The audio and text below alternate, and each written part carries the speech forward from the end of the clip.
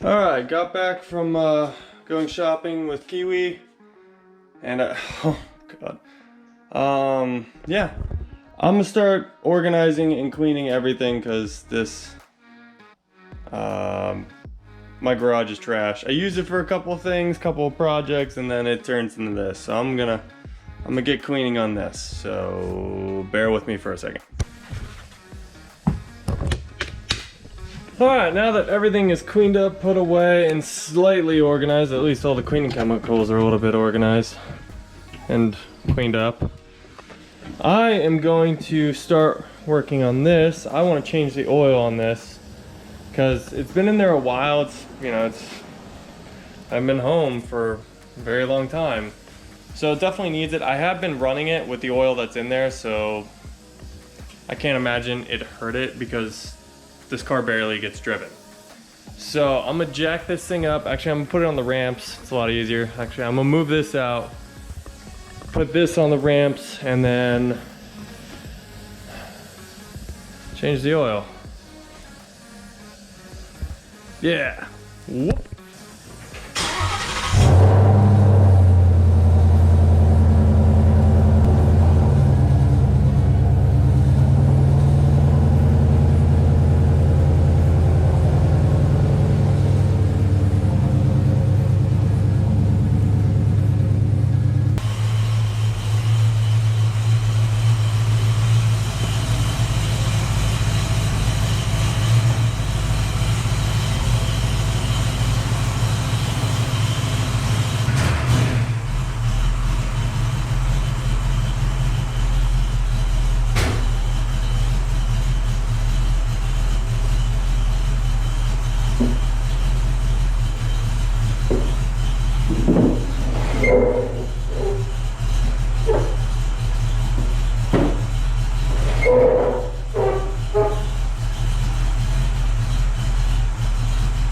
Wish me luck, this one's a little bit more difficult.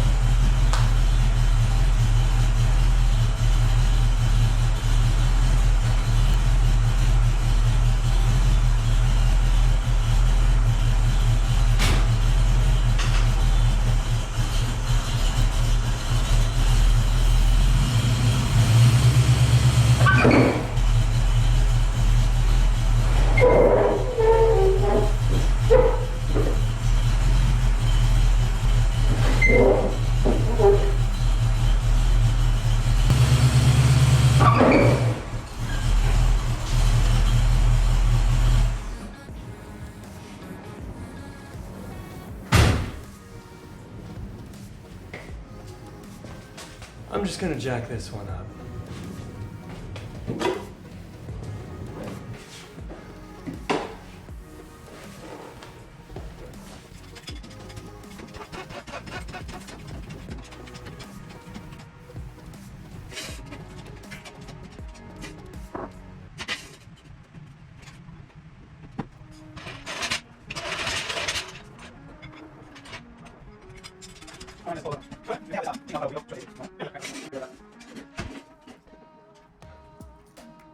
This car is awesome.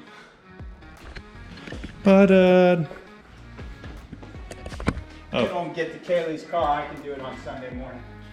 for some reason I'm leaking transmission fluid, but if the car is in motion and it's, active and the fluids are all cycling through, it never leaks transmission fluid. But when it sits, this is the problem with old muscle cars. If you don't use it, you will lose it. Everything's got like cork seals on it, and shit just goes bad if you don't move the car. So it's not necessarily a leak because everything is like, I've had Dyno Comp, the performance tuning center here in Scottsdale, Arizona, look at it numerous times. And they're like, yeah, it's just like if you don't move it, you lose it. So I'm gonna keep going with that. So these are the products we're going to be putting in today. So we got a K&N oil filter, sorry, my bad. It's the HP 3001, and this thing is a beefy oil filter. This is what it calls for. I mean, this is massive. This is very big. I mean, just look at it compared to 5 quarts of oil. Like, that thing is huge. And then the Valvoline, get back in there. Valvoline Racing Oil 20W50. Dynocom told me this is what the motor takes. It's high in zinc because like old classic carbureted cars need that. They need a high zinc concentrator, else they'll get like valve tick and things like that.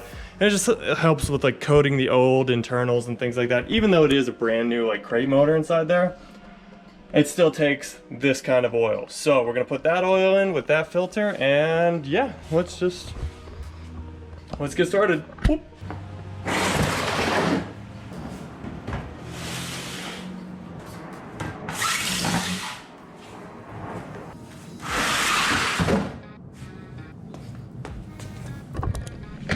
All right, first things first, jack up the car. Second thing, pop your hood.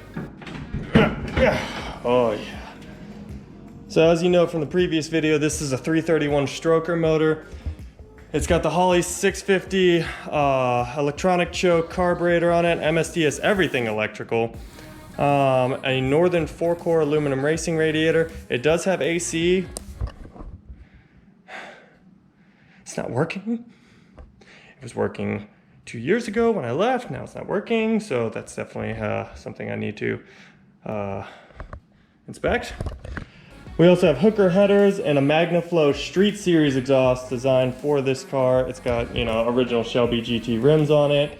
The interior's in good condition, but just like the Hyundai, like my ass is destroying the seat. But this is where we add oil, so we're gonna take this off so I can breathe just a little bit better. Come here. Oh yeah. We'll clean that up. We're just gonna set this right over here. Let's go underneath the car real quick.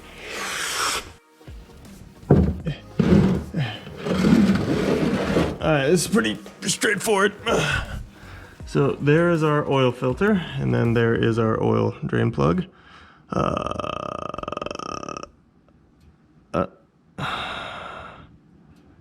Okay. That's news to me. But yeah, everything's... So this car was in a car accident. And everything in the front end just got completely destroyed. But honestly, that's a good thing because everything was completely rebuilt. There's no rust under here. There's nothing. It's like all new stuff, all new factory stuff that the Ferrari Restoration Center put in here. Everything's brand new. I love it. I love this car. Alright, so I'm going to crack that open, and yeah, we're just gonna... How big of a mess can I make here? I'm probably gonna look at the trans just to see if I can see where it's leaking from. If it's not leaking from anywhere, then we're totally fine. Okay.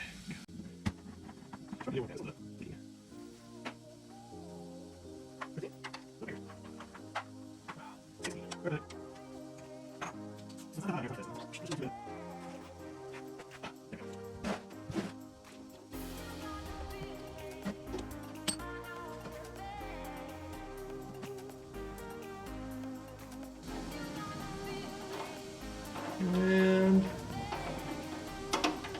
money shot. Oh, that oil looks really good. I can still see through it. Kind of. I don't know if you guys can see through it. Huh.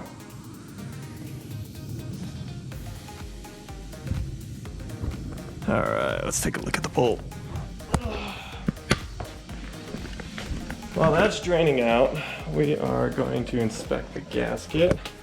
I do like changing the O-ring when I do oil changes, but I didn't grab one, so if I don't have to go get one, I'm totally fine.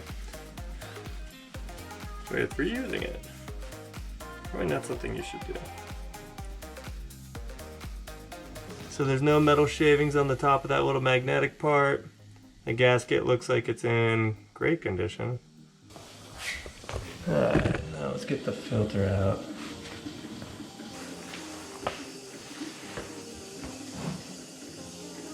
Well, of course it made a mess. Why would it make a mess, huh?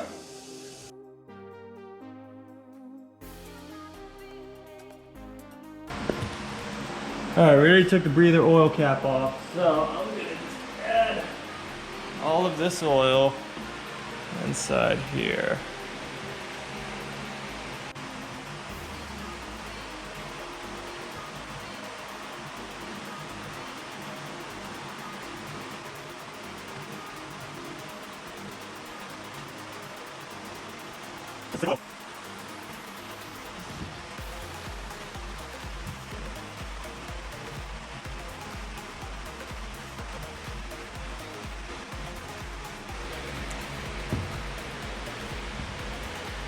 All right.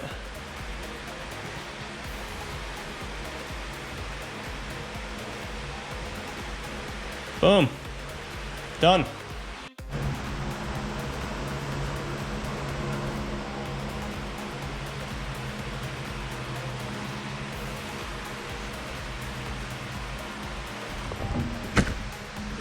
All right, let's lower the car and fire her up, let her cycle, and check the oil level. Sweet. All right, so she's still up on jack stands. I'm gonna fire her up, see if anything leaks, and then yeah, just check over my work. Check, check, check, check. Ow, door. All right.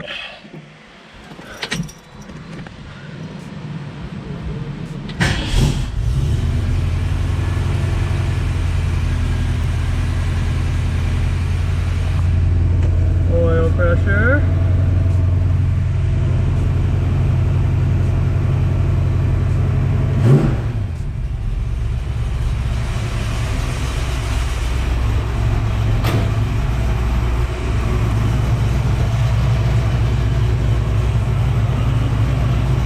I can't imagine this thing will jump into gear and try to kill me, right?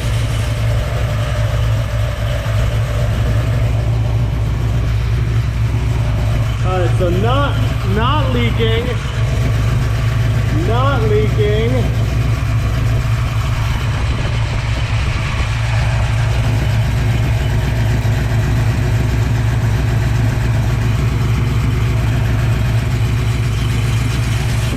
Hey. Yep, I think we're all good.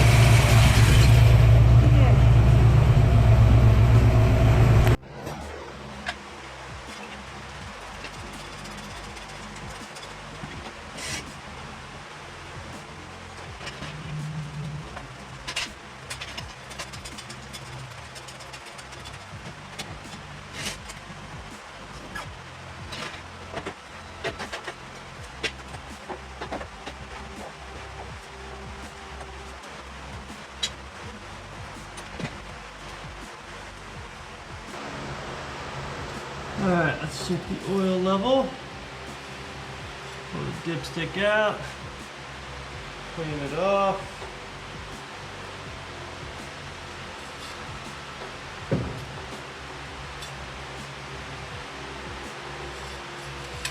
There we go. Roll it back in. Pull it out and yep, it's right in between the add. There's two little dots are what we're looking at, not the add and full. So we're looking at right here and right here. And it's, I don't know if you guys can see that, it's right in the middle of those two. So, let's get this back in there. All right, there's that.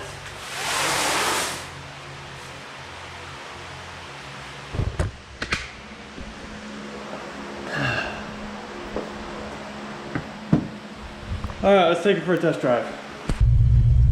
All right, we're in the 67 Mustang. We're going for a small cruise after doing the oil change, just to let everything kind of cycle, and we probably won't notice a difference or even see a difference on the oil pressure gauge, kind of like we do in the 5.0, but yeah, nice little cruise in 110 degree weather. Can't go wrong. Normally you want to take this car out at night. You're supposed to drive this car every day with the motor that's inside of it, but oh man, she feels, oh, she's good. Brakes are great, the cooling system's good.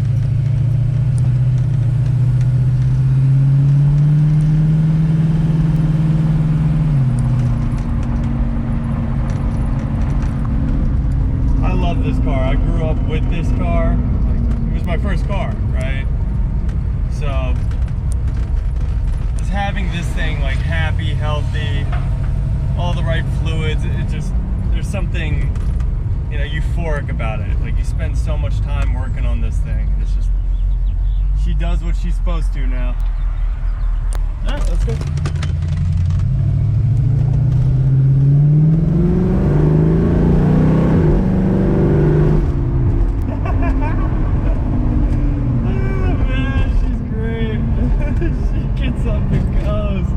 She doesn't have the top end like the 5.0 does, but she definitely has some pep in her step. Oh man,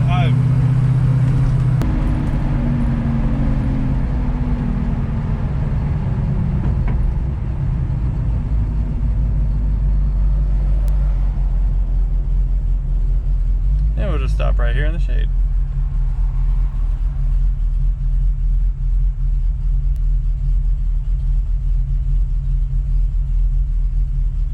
Yeah, she warms up really quick too. Like, all the gauges and like, you know, the sensors in this thing, like they're old and hydraulic and like minimalistic amount of electronics, but like they've all been replaced. They all work perfectly fine. Oh yeah.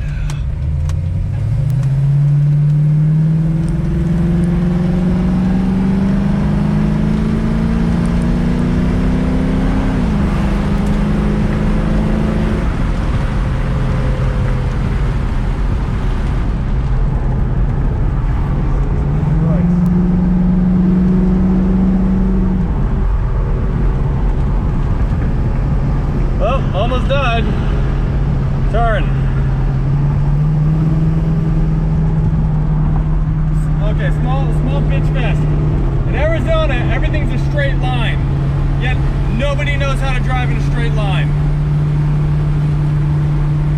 Very disappointing.